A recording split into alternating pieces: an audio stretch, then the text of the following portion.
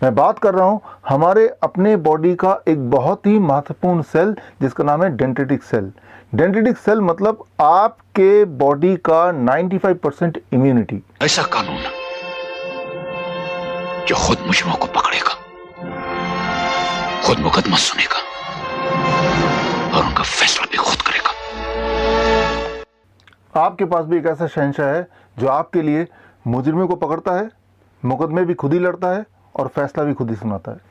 Dendritic cell का काम आपके लिए दुश्मनों को पकड़ना, दुश्मन फिर चाहे कोई वायरस हो, बैक्टीरिया हो, पैथोजन हो या फिर केमिकल या पॉइजन, मुकदमा भी खुद ही लड़ना और सज़ा भी खुद ही सुनाना। शायद इसीलिए आज आप और मैं जिंदा हैं। ये डेंड्रिटिक सेल हमारे पूरे बॉडी में फैले हुए हैं, बॉडीगार्ड की तरह, खास तौर पे स्किन के निचले वाले हिस्से में।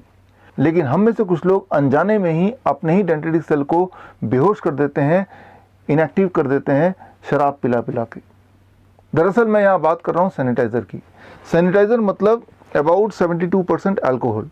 जब आप सैनिटाइज़र को अपने हाथ में मलते हैं, लगाते हैं, तो एक्चुअली आप अल्कोहल लगा रहे होते हैं। और ये जो अल्कोहल है ये सिर्फ सरफेस तक ही, स्किन के सरफेस तक ही लिमिटेड नहीं रहता है। ये स्किन के सरफेस को पेनिट्रेट करके डेंड्रिटिक सेल तक पहुँचते हैं और डेंड्रिटिक सेल को इनएक्टिव करते हैं या एक्चुअली उसको पूरी तरह मार देते हैं।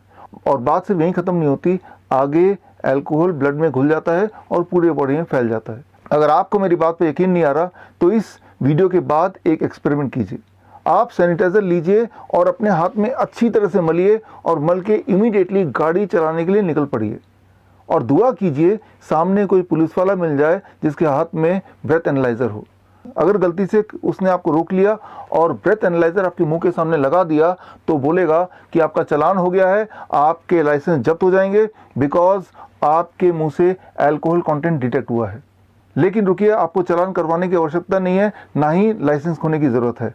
आप अगर मेरी बात को वेरीफाई करना चाहते हैं तो स्क्रीन में दिए हुए लिंक में जाके आप जर्नल की रिपोर्ट पढ़ सकते हैं। आप दंग हो जाएंगे, हैरान हो जाएंगे जान के कि जितनी बार आप सैनिटाइज़र से अपने हाथ को साफ करने की कोशिश करते हैं उतनी बार अल्कोहल कंटेंट स्किन से पेनिट्रेट होके एक्चुअली डेंड्रिटिक सेल तक पहुंचता है and it kills the dendritic cell. और अगर डेंड्रिटिक सेल अगर मर जाएंगे या कमज़ोर पड़ जाएंगे तो आप कमज़ोर पड़ जाएंगे and that is the time जब वायरस या बैक्टीरिया आप पे अटैक करेगा और आप बीमार पड़ जाएंगे।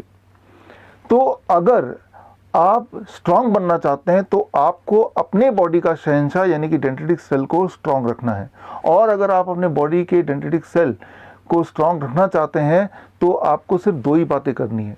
नंबर 1, ऐसी चीज़ों को अवॉइड करना जिससे डेंड्रिटिक सेल वीक पड़ जाते हों या मर जाते हों। और उनमें से जो प्रमुख हैं वो दो चीज़ें हैं। Number 1, alcohol.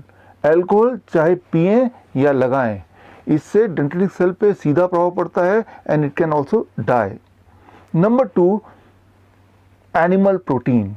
एनिमल प्रोटीन मतलब कोई भी ऐसा फूड जिसमें एनिमल प्रोटीन हो सकता है, जैसे अंडा है, मीट है, मछली है या फिर डेयरी प्रोडक्ट है, दूध, दही, लस्सी, मक्खन, घी, पनीर, छाछ। इस तरह की चीज़ें जब आप खाते हैं तो उसका सीधा प्रभाव पड़ता है डेंड्रिटिक सेल पर, यानी कि आपके इम्यूनिटी पे। इम्यूनिटी को ये कमज़ोर कर सकते हैं या कर देते हैं। ये तो हुई एक बात जिन्हें आपको अवॉइड करना है। अब एक चीज़ को अपनाना है, दैट इज़ हर दिन कम से कम 0.2% विटामिन सी, टैबलेट के फॉर्म में नहीं, टॉनिक के फॉर्म में नहीं, कैप्सूल के फॉर्म में नहीं, लेकिन फलों और सब्जियों के फॉर्म में। एक बड़ा अमरूद खाएंगे तो 2 ग्राम विटामिन सी आपके बॉडी में चला जाएगा, या फिर 2 मीडियम साइज ऑरेंज या फिर 3 आम लेंगे तो भी 0.2 ग्राम विटामिन सी आपकी बॉडी में चला जाएगा, या फिर 4 टमाटर ले लीजिए, that is equal to 0.2 gram vitamin C. या फिर एक काम कीजिए, कोई भी 3-4 तरह के फल ले लीजिए एंड टोटल क्वांटिटी 300 से 400 ग्राम बना लीजिए। और इतना अगर रोज़ खा पाएँ तो भी 0.2 ग्राम विटामिन सी से कहीं ज़्यादा आपके पेट में चला जाएगा। अगर आप इतना ही कर पाते हैं तो एक्चुअली आपकी इम्यूनिटी यानी कि आपका शहंशाह स्ट्रांग रहेगा, आपके बॉडी का पहरेदार, आपकी बॉडी का बॉडीगार्ड, और आप भी बोल पाएंगे किसी भी वायरस या वायरस के डर को। रिश्ते में तो हम तुम्हारे बाप होते हैं, नाम है शहंशाह। All the best, thank you, जय हिंद। चाहूंगा कि दवा खाने की वजह से आप जिंदा नहीं हैं। मुझे हैरानी है कि दवा खाने के बावजूद भी आप जिंदा हैं।